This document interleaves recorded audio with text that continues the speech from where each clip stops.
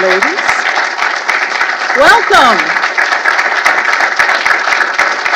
Welcome to you all. Good morning, and it is wonderful to see so many distinguished guests here for this very important speech. And today I have the very special honor of welcoming my friend, the Vice President of the United States, to the Heritage Foundation. And as I said to him earlier, welcome home. He's always been someone that we have admired. He's a truly honorable man, and in a city that desperately needs more honorable men, we are delighted to welcome him today. Ladies and gentlemen, there's an instinctual trust that conservatives have for Vice President Pence that's been built through nearly 2 decades of working together. He has stood shoulder to shoulder with us in the biggest battles. He's fought in the pro-life trenches. He's an advocate for religious liberty, a defender of the Second Amendment, and a champion of free markets, individual freedom, and limited government. The Vice President joins us today to talk about the crucially important topic of trade, and specifically about the US, Mexico, and Canada agreement. Free markets, economic freedom, and free trade have been enabled, has enabled hundreds of millions of people around the world to escape poverty. And they've enabled countless others to enjoy levels of prosperity never before seen in human history. The growth in economic freedom worldwide has been a powerful force for world peace. As President Ronald Reagan said, the winds and waters of commerce carry opportunities that help nations grow and bring citizens of the world closer together. Put simply, increased trade spells more jobs, higher earnings, better products, less inflation, and cooperation over confrontation.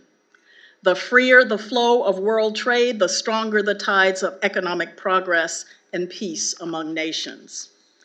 As he has so often, President Reagan was absolutely right. Trade issues aren't just the concerns of policy wonks, they're critical to the American way of life. The Heritage Foundation looks forward to continuing to work with the administration and Congress to implement pro-growth trade solutions that will expand our economy and bring even greater benefits to the American people. We are so delighted to have the Vice President here at Heritage today to talk about this profoundly important topic and give us his insight into the USMCA. Ladies and gentlemen, please join me in welcoming the Vice President of the United States.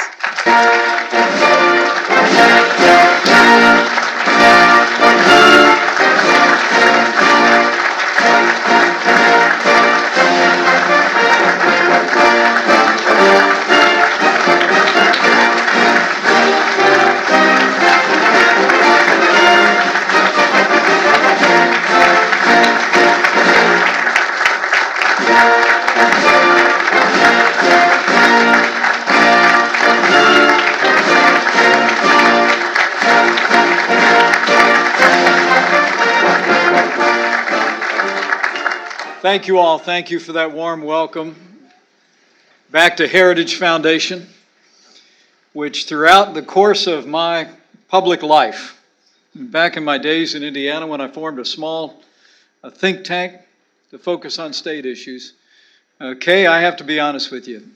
Heritage Foundation will always feel like home, and I thank you for that wonderful warm welcome.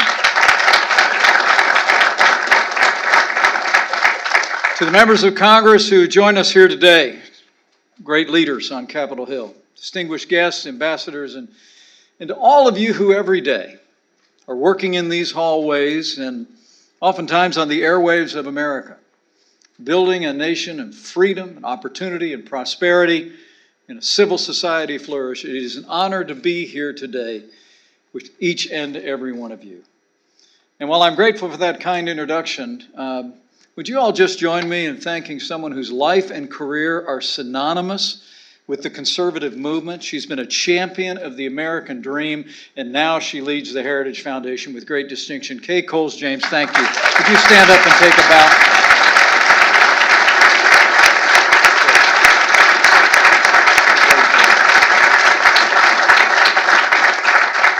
It really is great to be back. 3 years ago, I spoke to Heritage Foundation as Vice President-elect. And I remember at the time, Kay, that you warned me that the White House has a tendency to turn people prematurely gray. But honestly, I haven't changed a bit. The Heritage Foundation is a flagship of freedom. Since its founding in 1973, Heritage has been advancing conservative public policy based on the principles of free enterprise, limited government, traditional values, and from its very founding, focused on a strong national defense. Now, for nearly half a century, it's undeniable. The Heritage Foundation has made a difference for America.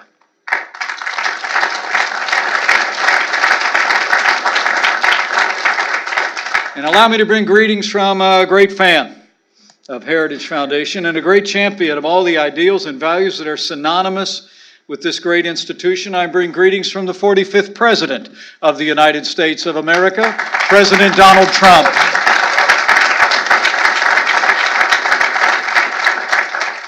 As I told Heritage Foundation 3 years ago, when I gathered with each and every one of you, and when the President-elect was preparing to enter office, we believed then that our President had won a mandate for leadership, and he'd make good use of it. Our transition office went right to work the morning after the election. The truth is, I'll never forget the night, election night. It was all called in. The President got in the phone call. We gave the speeches at the podium. It was about 4:30 in the morning, and as we were leaving the hotel, I'll never forget the President-elect looked at me and he said, "Tell you what, it's been a long night. Let's not get started till 8:30 tomorrow morning." And when I got to the office, he was already at his desk. But we went right to work taking the policies that the President-elect had campaigned on, the policies that the Heritage Foundation had advanced for decades, and worked to build a team to put them into practice. And let me acknowledge one of our helpful volunteers on the transition team played a vital role in assembling a team that's been making America great again ever since. Would you join me in thanking my friend, Dr. Ed Follner, who's with us today and has played such a vital role yesterday, today, and tomorrow for freedom. Thank you, Ed. Great job. Now, we are gathered here today to talk about trade and economic growth. The Heritage Foundation has long understood that to provide for the common defense is the first object of the federal government. And I'm proud to report to all of you gathered here that from the first days of this administration, under President Trump's leadership, we've been working to make the strongest military in the history of the world stronger still. Just last month, President Trump completed a budget deal that secured $738 billion for our military. And that'll represent the largest increase in our national defense since the days of Ronald Reagan. We've rebuilt our military. We've restored the arsenal of democracy.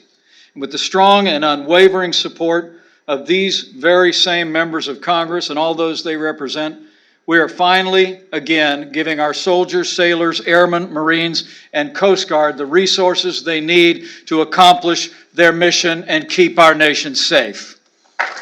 So thank you all. And with that renewed American strength, our armed forces have taken the fight to our enemies on our terms, on their soil. We secured freedom of navigation in the South China Sea. We brought North Korea to the negotiating table. And our armed forces captured the last inch of territory controlled by the ISIS caliphate earlier this year.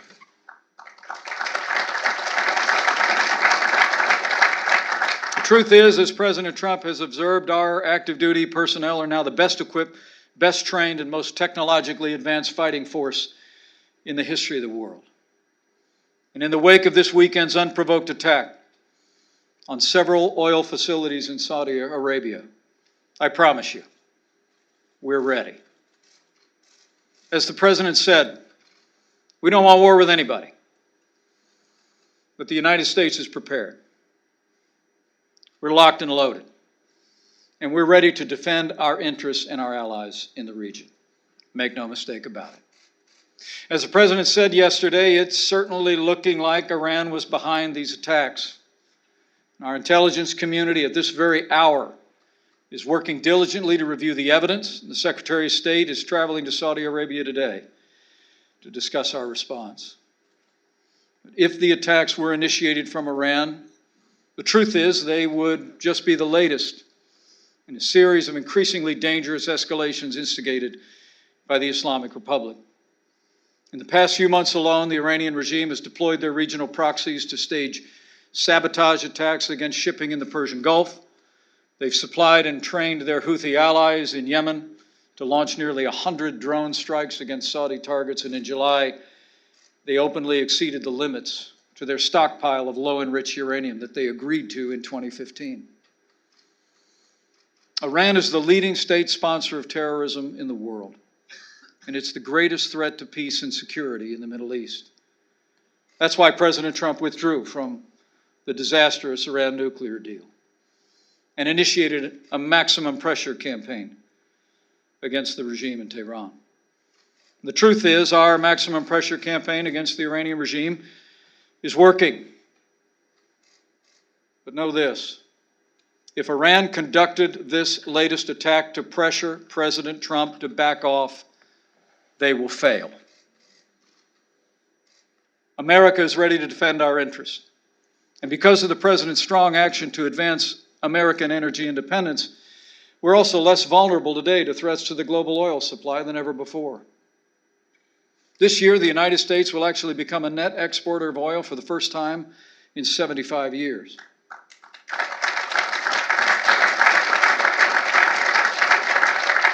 And the President has authorized the release of oil from the Strategic Petroleum Reserve as needed to keep energy markets well supplied. He's also directed appropriate agencies to expedite approval of oil pipelines.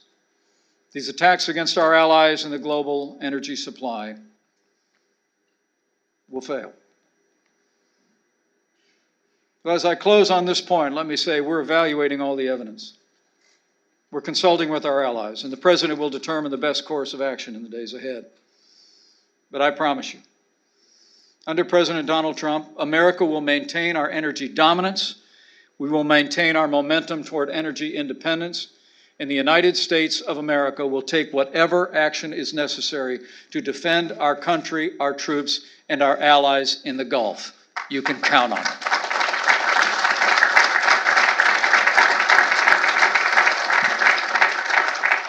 So we've been standing strong for our military and the national defense. But on this Constitution Day, I'm proud to report that we've also been standing strong for the Constitution itself, for the principles of limited government, for the values enshrined in our founding documents. You know, the Heritage Foundation has always been a bulwark of traditional values. And as I stand before you today, I couldn't be more proud to serve as Vice President to a President who stands without apology for the unalienable right to life.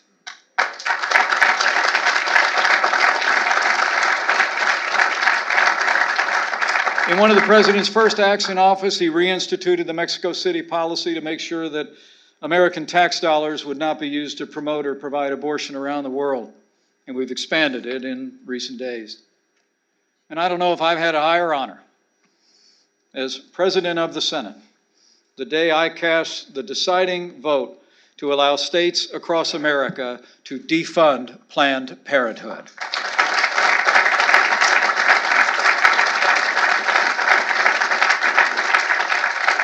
But as we've stood for the unalienable right to life, the President also stood strong for the constitutional foundation of our courts. And I would be remiss if I didn't take this opportunity to pay one more debt of gratitude and boundless admiration to a man who has been a champion of our Constitution, a champion of the values and ideals that have made this nation great throughout his long and storied career. Would you all join me in thanking Attorney General Ed Meese for all he has done for America? Thank you, General.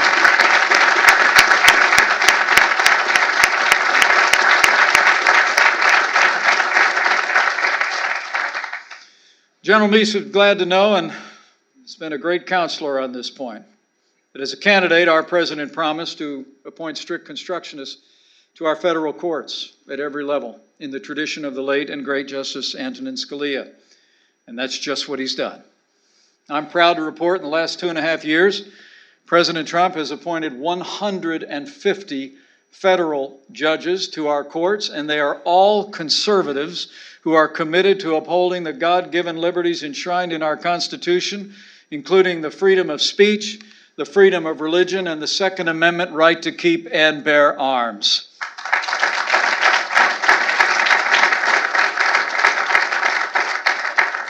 We're making historic progress strengthening the constitutional foundation of our courts through the appointments that this president has made and will continue to make.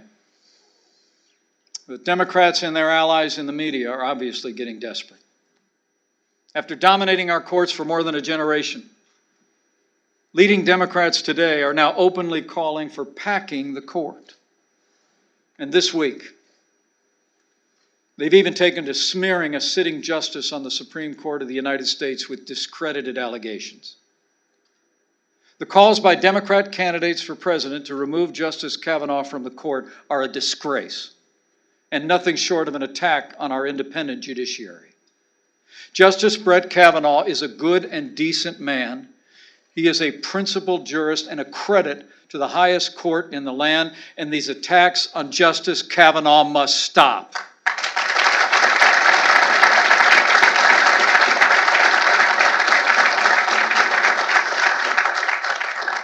So we've been standing strong for our national defense, for the rule of law, for our values. But under this president, we've also been taking action to get this economy moving again, which brings us here today. One more opportunity to add even more momentum to an American economy that is booming.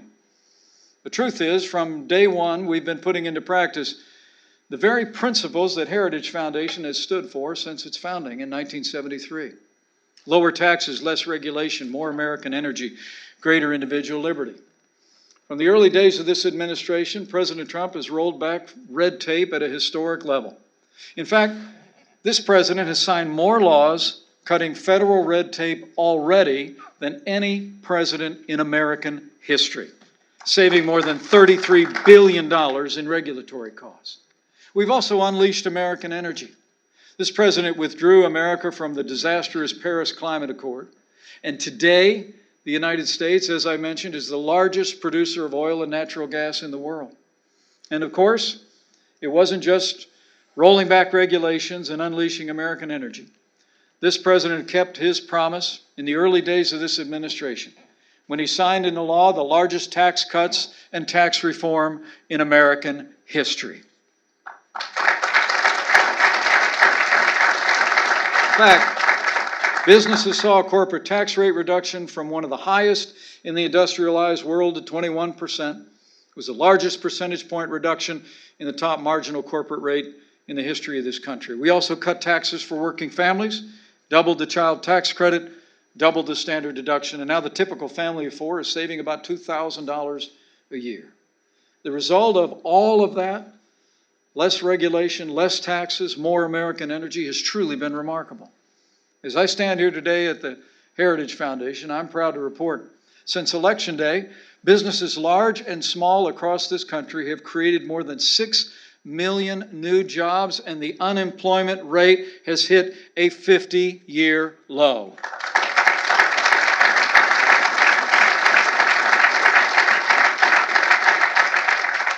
In 2.5 short years, more than 7 million Americans have been lifted off food stamps, and wages are rising at their fastest pace in more than 10 years.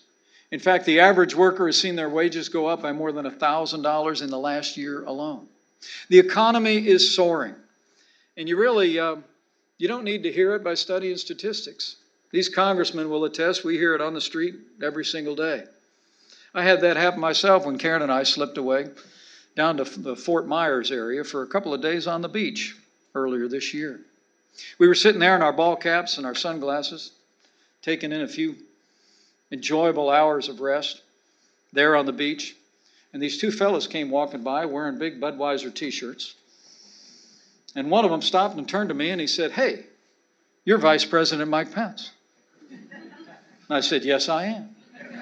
And he looked at me and he said, "Well, listen, you got to tell the president that he's got to keep doing what he's doing, because I made twice as much money last year as I did the year before." And I told him I'd tell the president word for word.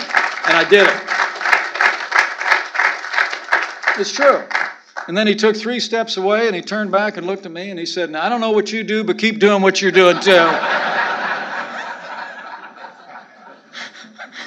I told him I would. And the truth is, we're here today. We're here today because of the tremendous progress that we've made. But I'm also here today to talk about a great opportunity. An opportunity before us to build on the momentum that we've seen in this economy. I'm here today to call on the Congress of the United States to pass the largest trade deal in American history. It's time for Congress to pass the United States-Mexico-Canada Agreement.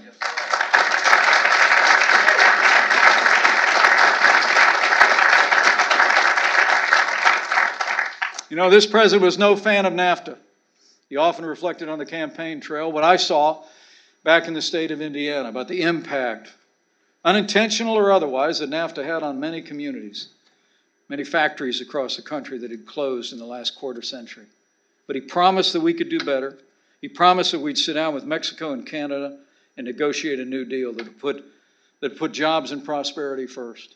And he did just that. Now, I got to tell you, I was in on a lot of those discussions with President Obrador's predecessor and with Prime Minister Trudeau in Canada. I saw this president drive a hard bargain, but I also saw our neighbors to the north and the south negotiate in good faith.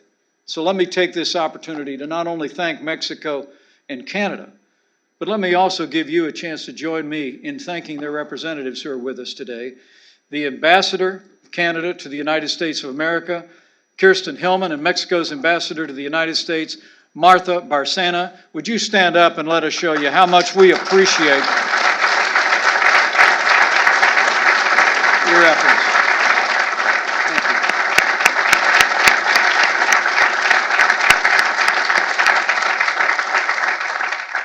The truth is, as you all know here at the Heritage Foundation, since the early post-war era, America's prosperity has rested on the ingenuity, the determination, the hard work of the American people, but it's also rested on robust trade with freedom-loving nations around the world. It was a landmark free trade agreement, after all, that helped revive the global economy after the Second World War. 1947, the United States and 22 other nations came together to forge an agreement that leveled the playing field for American business. It actually laid a foundation for decades of economic growth. It's called the General Agreement on Tariffs and Trade. And early on it worked. It worked to create prosperity in this country and really help the world recover from the devastations of war. Tariffs in industrialized countries fell an average of 40%, or around 5% today. But frankly, today, as we've negotiated trade agreements among so many different countries with so many different interests, too many countries around the world in the decades that have followed have taken advantage of the United States in the process, often to the detriment of hardworking Americans. And President Trump, as a candidate and as your president, has called them out and demanded that we put American jobs and American workers first. Truth is, though, one administration after another stood by and watched unfair trade practices hollow out American manufacturing in particular, this president promised to fight for American jobs and American workers. 3 years ago, the businessman turned candidate said that no longer will we enter into these massive trade deals with many countries that are thousands of pages long that no one from any country reads or understands. And he's demanded that we move forward. We withdrew from the Trans-Pacific Partnership. We signed up the toughest and smartest trade negotiators we've ever had to crack down on China's unfair trade practices and negotiate new trade deals with our partners around the world. We've ended the era of economic surrender, and we're using the power of the strongest economy in the history of the world to put our jobs and our workers first. And now American jobs and American workers are winning again. You know, I remember when the last administration lost 200,000 manufacturing jobs. And literally, the last president said that those jobs were gone for good. Remember? He said, what are you got a magic wand to bring them back? Well, we didn't need a magic wand. We just need President Donald Trump in the White House. We've seen 500,000 manufacturing jobs created since Election Day alone.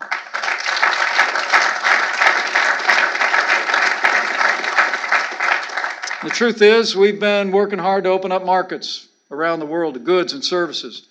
Argentina to American pork, Vietnam to American grain, the European Union to American beef. And time after time, as our friends from Canada and Mexico can attest, the President's been calling for free and fair and reciprocal trade, driving a hard bargain to open up markets to countries that have access to the American consumer. And since we took office, the President pursued an ambitious trade agenda that's been built on those principles of free and fair and reciprocal trade. We dramatically improved our trade agreement with South Korea. 3 years ago, we reached an agreement in principle on the first stage. Just a few months ago, the first stage of a free trade agreement with Japan.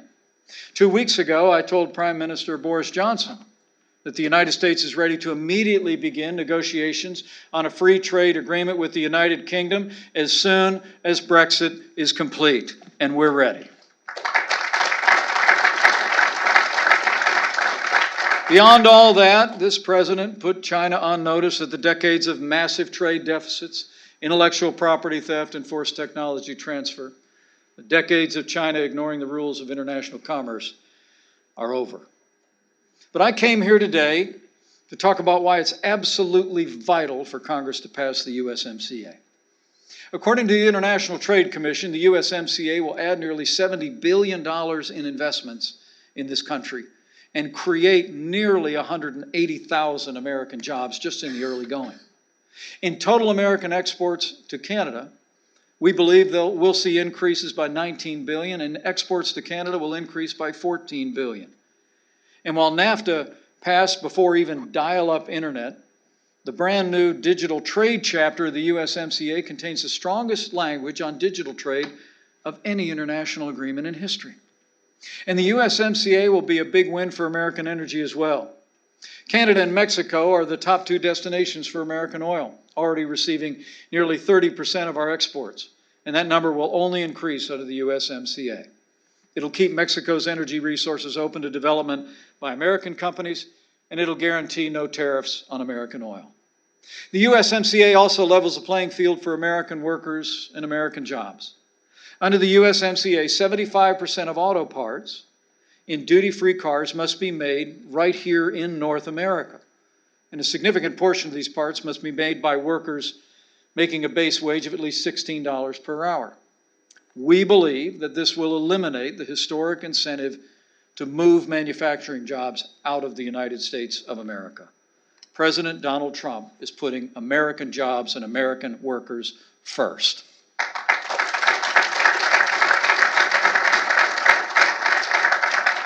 And I know we're all watching as the news between the UAW and General Motors, the strike that began yesterday.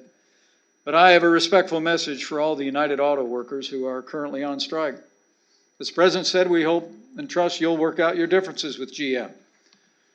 But while you're at it, if you really want to support our nation's auto workers, the UAW and GM ought to tell Congress to pass the USMCA and make sure there's more auto workers' jobs for decades to come.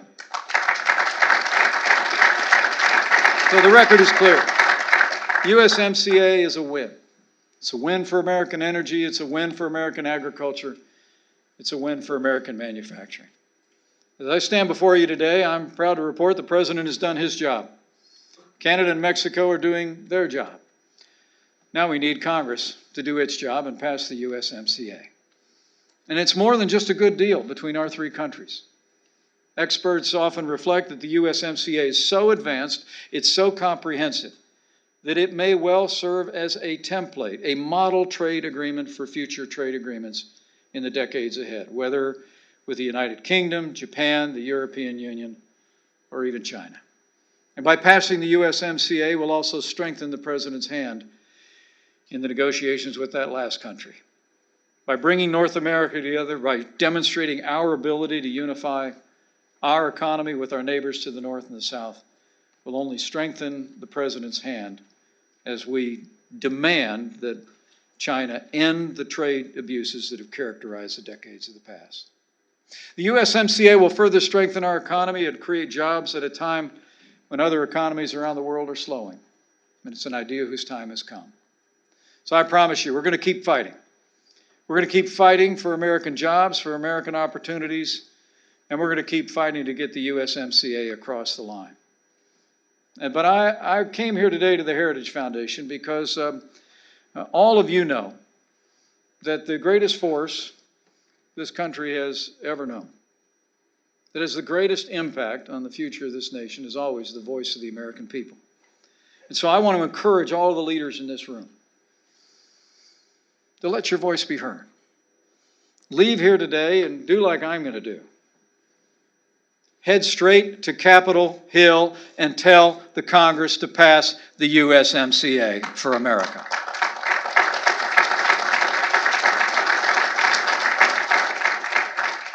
If all of us do all we can to let our voice be heard, I promise you, we'll get the USMCA done, and I believe we can get it done this year. So it's great to be with all of you today at the Heritage Foundation. I thank you for coming out. I look around this room and feel like I'm watching cable television. There's so many well-known faces and voices here. I'm actually very honored that you would take time to hear us out. And to come here to be part of the Heritage Foundation's long tradition of being a platform talking about how we advance the agenda and the principles that have made this country great in the past and are making America great again as we speak. And the truth is, Heritage Foundation has been a bulwark. It's been a bulwark of freedom and a leading defender of the Constitution now for almost a half a century. And as I end here today, I can't help but think about the fact that it's Constitution Day. That more than 2 centuries ago on this day, the Constitution was signed. And later on today, I'll have the great privilege of participating in a naturalization ceremony with a room full of new Americans who will come to the White House to swear their allegiance to this country and swear their oath to that Constitution of the United States. But I think of the preamble of that Constitution on a day like today, and of all the years that have passed since. The words the Constitution began with it.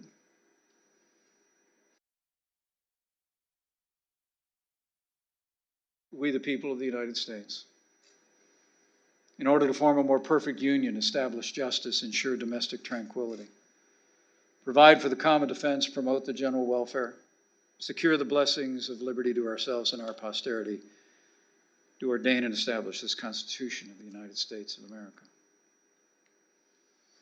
When they walked out of that hall in Philadelphia, history records that a little old lady walked up to Benjamin Franklin, asked him what kind of government they'd created, and he said, "It's a republic if you can keep it."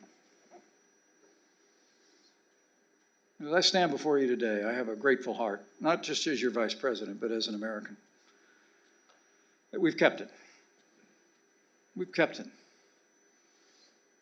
We looked at that charge and that preamble, and all the things that I addressed today give evidence of the fact that the American people, whatever our differences are, we have kept faith with the ideals enshrined in that Constitution. And I believe it's a day of cause for celebration, one that we ought to reflect on and be thankful for. But redouble our commitment today to stand by that Constitution, to stand by those ideals, because it's always been the wellspring of our nation's greatness. And as we keep faith with that Constitution and with the American people, I know, as people at Heritage Foundation have known for nearly 50 years, that the best days for the greatest nation on earth are yet to come. So thank you. God bless you. God bless the Heritage Foundation. And God bless America.